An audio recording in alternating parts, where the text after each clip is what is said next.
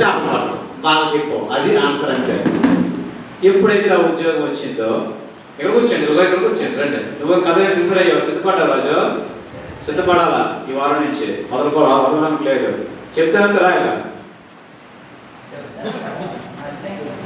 Close చేసేద్దాన్ని నేను 2 నిమిషాలు చెప్పి ఆపేస్తాను. అయితే నువ్వు రెడీ అయిపో, 1 నిమిషం చాలు. ఓకే, ఏదో ఒకటి చెప్పాలా, ప్రతి ఒక్కరు చెప్పాలా, ప్రతి ఒక్కరు వాక్యం నేర్చుకోవాలా, ప్రతి ఒక్కరు కథ చెప్పాలా. చెప్పేవాళ్ళకి బహుమానాలు ఉంటాయి. దాని రానా ఇంత లేక తల్లి. అయితే ఎప్పుడైతే ఈ సముద్రంలోకి యాకేస్తారు కదా, వాళ్ళ నాన్న రావట్లేదట. ఏటమ్మా రాలేదు మమ్మీ, ఏటి రాలేదని సమయాలు అడుగుతాడు. అడిగితే ఉండరా నాన్న చేపకి వెళ్ళాడు వస్తాడు అని. 1 రోజు అయిపోయింది, 2 రోజులు అయిపోయింది, 3 రోజులు అయినా రావట్లేదు చెప్తాను. అమ్మో నాన్న ఎక్కడ ఉన్నాడో, ఎలాగున్నాడో, సముద్రం మీద యాటికి వెళ్ళాడు చేపలు తేడానికి అంటున్నాడు. అమ్మని వస్తాడు నాయన, మనకి నాన్న వస్తాడు అంటుంది. అయితే ఒకరోజు సముద్రం ఒడికి లాగడానికి ఉత్సాహం సమయాలు అమ్మ వెళ్ళారు. అక్కడ ఇసుక మీద బొమ్మ వేస్తున్నాడు అంట. చక్కటి బొమ్మ, మంచి ఇల్లు కడతాడు ఇసుక మీద. తెలుసుగా మీరు ఎప్పుడు కట్టారు అలాగే బొమ్మ వేసారా? మంచి మేడ కడుతున్నాడు, బొమ్మ ఎలాగ వేసాడంట. ఆ మేడ పక్కనే ఉత్సాహ బొమ్మ వేశాడు, సమయాలు బొమ్మ వేశాడు, అలా అమ్మ బొమ్మ వేశాడు.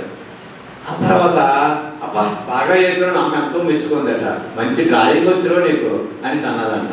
అయితే తర్వాత ఆ నాన్నసారి బొమ్మకి వేస్తున్నాడు.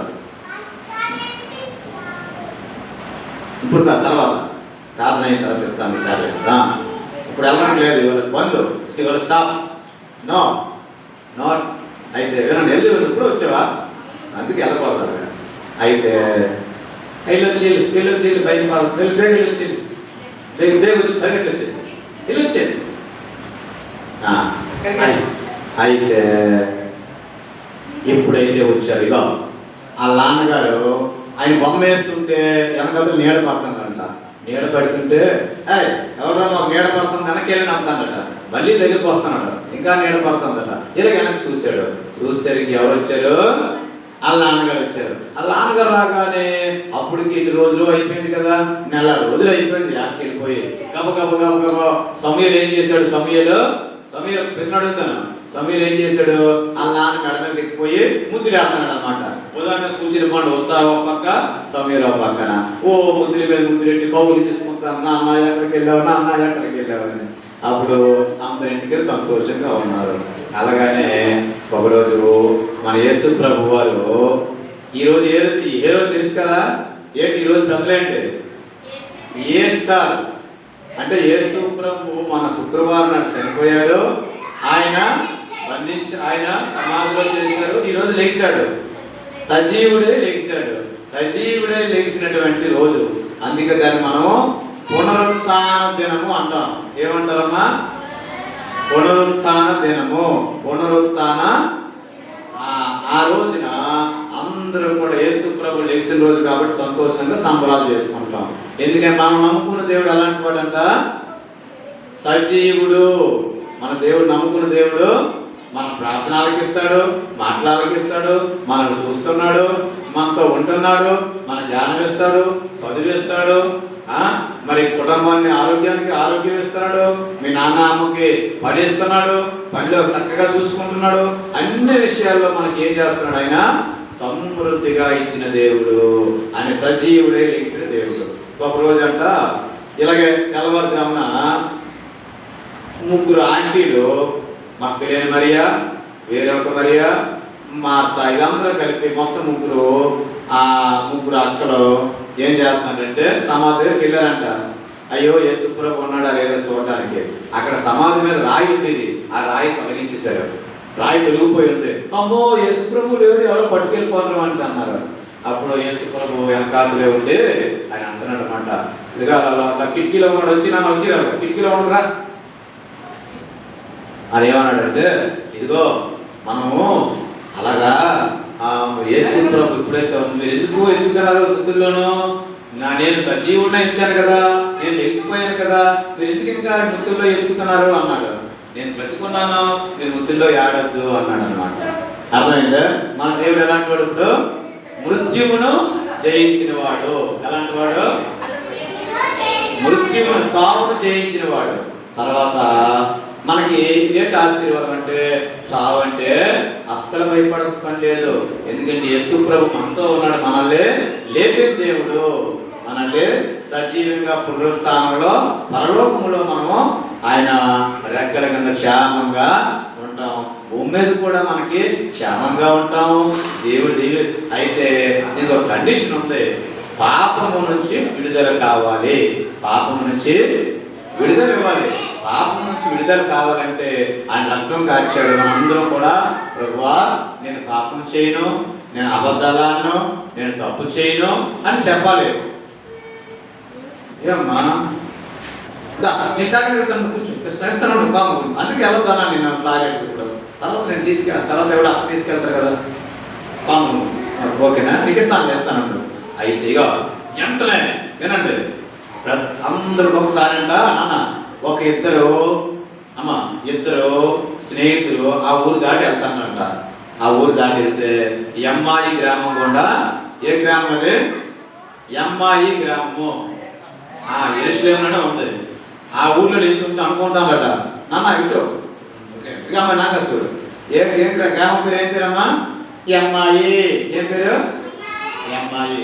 ఆ గ్రామం మన ఊరి పేరు ఏం పేరు? ఆ ఊరి పేరు ఎమ్మాయి. ఆ అమ్మాయి అనే ఊరి నుంచి అలా వెళ్తుంటే సాయంత్రం అయిపోయింది. ఇది ఏదో మాట్లాడుకుని వెళ్తుంటే వాళ్ళతో పాటు కలిసి ఉన్నాడంట ఒక ఆయన.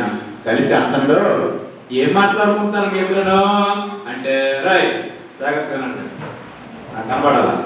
ఏం మాట్లాడుకుంటున్నారు అంటే ఏమయ్యా నీకు తెలియదా ఎవరో అంటే యేసు ప్రభువుని చంపేశారట, పాపం ఆయన ఏం తప్పు చేయలేదట, ఆయన సిలువ వేస్తారట, రక్తం కారణం కుట్టారట, ఆయన బంధిస్తారట. మరి నీకు తెలియదా? అలాగా ఆయన లెక్చాడు కదా, లేఖనాలు మీకు తెలియట్లేదా? జీవగ్రంథంలో లేఖనాలు ఉన్నాయి కదా, ఆయన బంధించడం అసాధ్యం కదా, మరణం ఆయన బంధించలేదు కదా, మరణాన్ని గెలుస్తాడు కదా, మీకు తెలియదా అని అన్నాడు. అదేమయ్యా ఏంటో అన్నారు. అలా వెళ్తూ ఉంటే అయితే మా ఇంటికి రావయ్యా భోజనం చేద్దాం అన్నారు. భోజనం చేసినప్పుడు ప్రార్థన చేస్తే వాళ్ళిద్దరికి కళ్ళు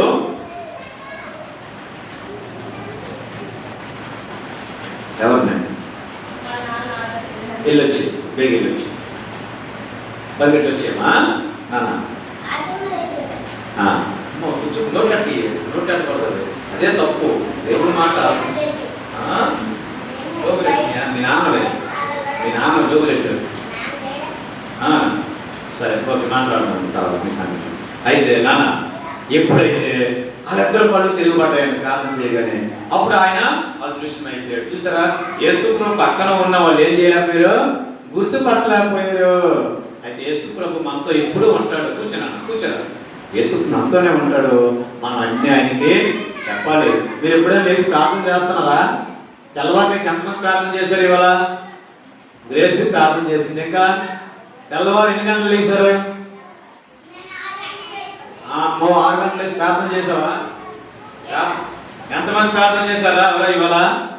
యేసయ్యని అడిగారా, ప్రభువా నాకు మా మంచి బలం ఇయ్యు, మంచి శక్తిని ఇయ్యు, మంచి జ్ఞానం ఇయ్యు, నీకు స్తోత్రం అన్నారా? మన అమ్మగారిని దీవించు అందరూ అన్నారా? అలా ప్రార్థన చేసుకొని మంచి మాటలు నేర్చుకొని బైబిల్ గ్రంథం రోజుకి ఒక పేజీ మీకు ఒకటి బైబిల్ ఇచ్చి ఏం చేశారు? బైబిల్ ఇచ్చి ఏం చేసి పుస్తకాలు పెడతారు. మళ్ళీ వారి నుంచి ప్రతి ఒక్కరు ఆ బైబిల్ తెచ్చుకోండి, లేకపోతే మళ్ళీ ఇస్తాను పోతే. కానీ భారీగా చాలా విలువైనవి దేవుని మాటలు ఉన్నాయి. అది ఉంటే మీకు చాలా సంతోషము, ఆనందము, సమాధానము అన్నీ దొరుకుతాయి. మీకు పాపము తప్పు చేయడానికి ఇష్టపడరు. తప్పు మనం చేయకూడదు. తప్పు అంటే ఏంటి? అబద్ధాలు ఆడకూడదు, దొంగతనాలు చేయకూడదు. దేవుడు ఒప్పుకోడు. దొంగతనాలు చేస్తే పలపళ్ళు కానీ, పెన్నులు కానీ, నాన్న జోబులు డబ్బులు కానీ, అమ్మ పర్సులో డబ్బులు కానీ తీయకూడదు. చిల్లర వస్తువులు కొనకూడదు, అది పాపమే. చిల్లర వస్తువులు మంచి వస్తువులు తినాలా. ఎందుకంటే మంచి వస్తువులు ఎంత ఆరోగ్యమో దెబ్బతింటుందన్నమాట. అందుచేత మీ అందరూ కూడా దేవుని సన్నిధిలో అలా చక్కగా ఈ రోజుకు వాక్యం నేర్చుకొని పాఠం నేర్చుకుందాం. దేవుడు వాక్యాన్ని దీవించి ఆశీర్వదించును గాక. ఆమేన్.